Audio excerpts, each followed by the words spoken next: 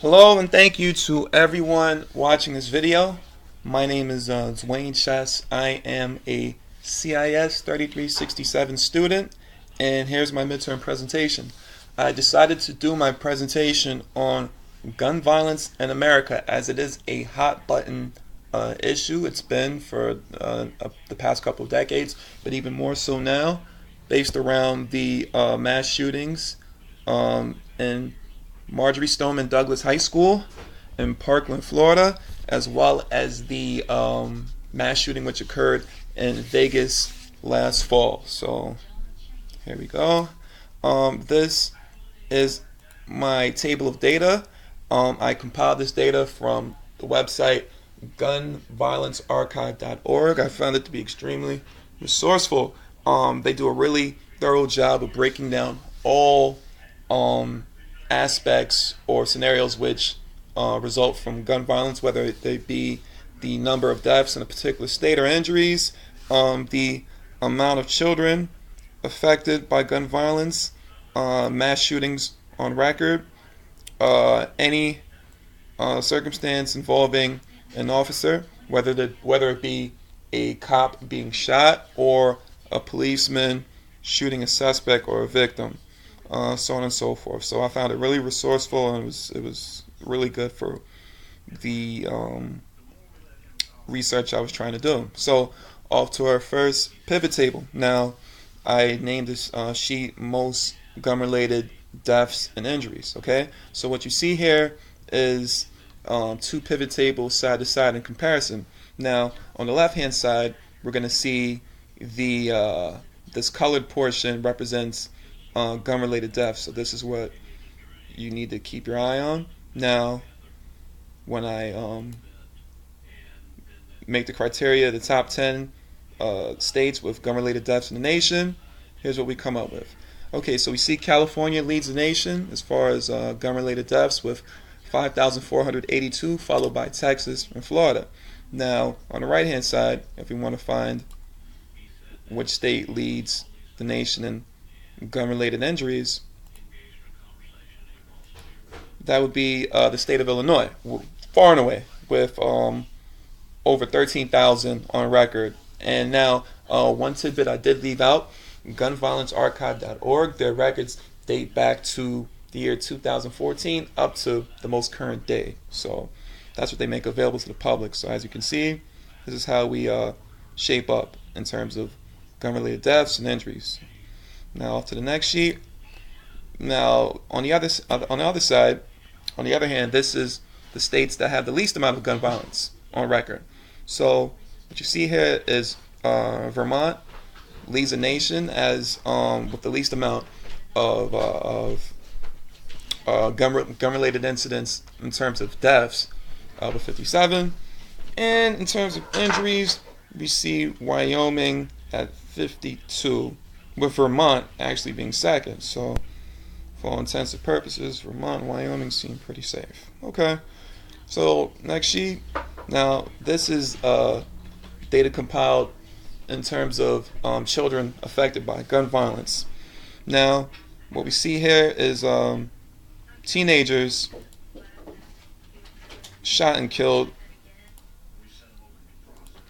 Illinois once again leads the nation. Okay, now as far as children under 12 years old,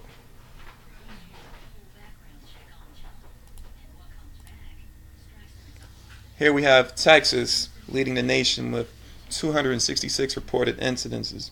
Now, I thought it would be a good idea to combine this data to make it, more, readily available for anyone who just wants to know flat out how many children as a whole were affected by gun violence. And then on top of that, I wanted to break it down to a percentage.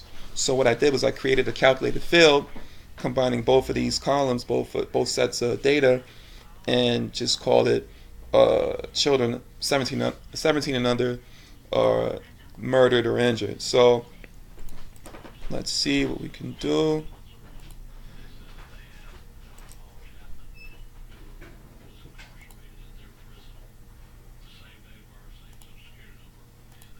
Okay, so what we see is Illinois leads the nation in child-related deaths and injuries due to gun violence with a whopping 14%. One can say this has a lot to do with the ongoing epidemic of violence in the city of Chicago. So, this is very interesting when you see the numbers. Okay, so now as far as law enforcement being murdered or injured in the line of duty, Texas once again leads the nation with 120 incidents, whereas unintentional shootings, Texas leads as well. Okay, so on, oops. Now, what we have here is data by way of mass shootings. Now, keep in mind that when it says 156, that's the number in terms of California, which leads the nation. This isn't the amount of people that were victims of gun violence by way of mass shootings. This is actually the number of recorded incidents on record. Hence why you don't see a state like Nevada, who only has 10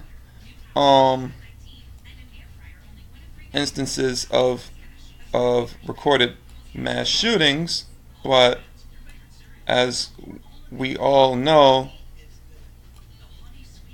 one of those situations was the mass shooting which occurred on the Strip, which claimed over 50 people's lives, as well as leading to over 400 people being injured. Alright, so I try to incorporate the power map to just give a brief overview of the states where openly carrying a concealed weapon is illegal under certain stipulations, such as California, Illinois, New York, Florida, finally South Carolina.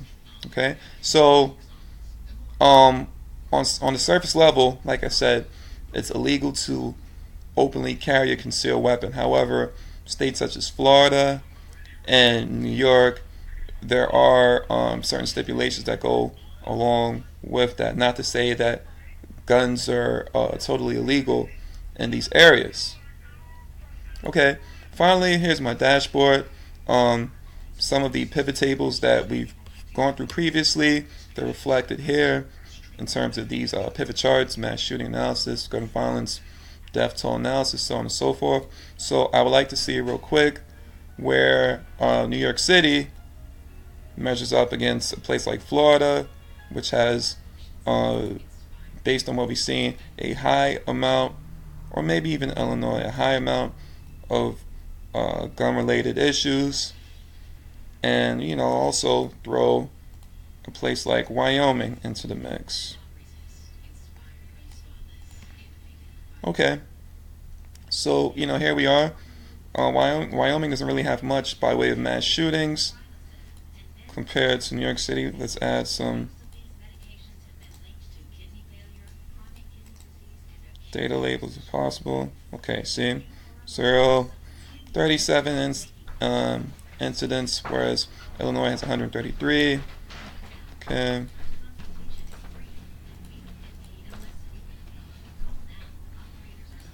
So on and so forth. Okay, well, that pretty much sums up my presentation. What my takeaway from this is, the larger states are gonna have their set of issues in terms of gun violence, but nevertheless, even states where obtaining guns are made a little more difficult, they still find ways around it by maybe transporting guns illegally through other states that have more lenient gun laws. So that's the extent of my presentation. I hope you enjoyed it. Thank you for your time.